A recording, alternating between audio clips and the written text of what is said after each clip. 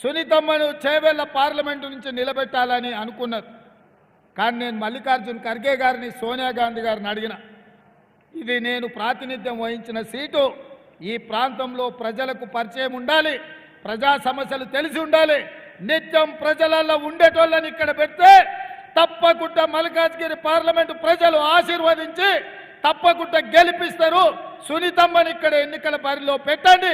3 సార్లు జిల్లా పరిషత్ చైర్పర్సన్గా మహేందర్ రెడ్డి 35 ఏళ్ల నుంచి రంగారెడ్డి జిల్లాలో తండాలలో, మారుమూల పల్లెల్లో, పట్టణంలో ఉండే ప్రతి డివిజన్లో ప్రతి ఒక్కరికి తెలుసు.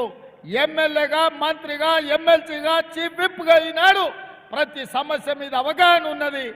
సునీతమ్మను మీరు ఎంపీగా గెలిపిస్తే మీకు బోనస్గా మహేందర్ రెడ్డి ఎమ్మెల్సీగా, చీఫ్ విప్గా మీ సమస్యల్ని పరిష్కరించడానికి వారు తోడుంటారు. మీరు ఒక్క ఓటేసి గెలిపిస్తే మీకు 2 సేవకులు ఈ మల్కాజ్గిరి పార్లమెంటుకు వస్తారని చెప్పి నేను ఈ సందర్భంగా తెలియజేయదలుచుకున్నాను.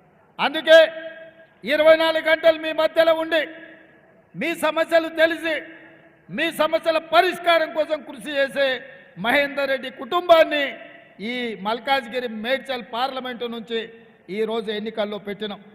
ఇవాళ నేను ఒక్క విషయం చెప్పదలుచుకున్నా. ఆనాడు పెద్దలు దేవేందర్ గౌడ్ గారు ఉన్నప్పుడే వేలాది ఇండ్ల పట్టాలు ఇచ్చి మీ బస్తీలలో, మీ మారుమూల ప్రాంతాలలో సీసీ రోడ్లేసి ప్రాంతాన్ని పెద్దలు దేవేందర్ గౌడ్ గారు ఉన్నప్పుడు అభివృద్ధి చేశారు. ఆయల్లో చేసిన అభివృద్ధి ఇవాళటి వరకు జిల్లాల నుంచి వచ్చిన పేదోళ్లకు బస్తీలలో ఇళ్ల పట్టాలు వచ్చినాయి. మరి ఈరోజు బీఆర్ఎస్ 10 ఏళ్లలో ఇచ్చిన ఇళ్ల పట్టాలు ఏంది, చేసిన అభివృద్ధి ఏందో ఒక్కసారి మీరు అంచనా వేసుకోండి. అందుకే కేసీఆర్ ఇవాళ బిడ్డ బెయిల్ కోసం 5 సీట్లల్లో బీజేపీ వాళ్ళని గెలిపిస్తానని చీకటి ఒప్పందం చేసుకున్నాడు. అందులో భాగంగానే ఇవాళ బీఆర్ఎస్ వాళ్ళు చచ్చువైన వాళ్ళను, తాలువైన వాళ్ళను ఈరోజు బీఆర్ఎస్ అభ్యర్థులుగా నిలబెట్టినరు. ఇక్కడ ఎవరిని ఎంపీగా నిలబెట్టిరో నేను చెప్పాల్సిన పని లేదు. వాళ్ళ పనితనం ఏందో మీకు తెలుసు. ఇవాళ అభ్యర్థికి కూడా తెలియదు.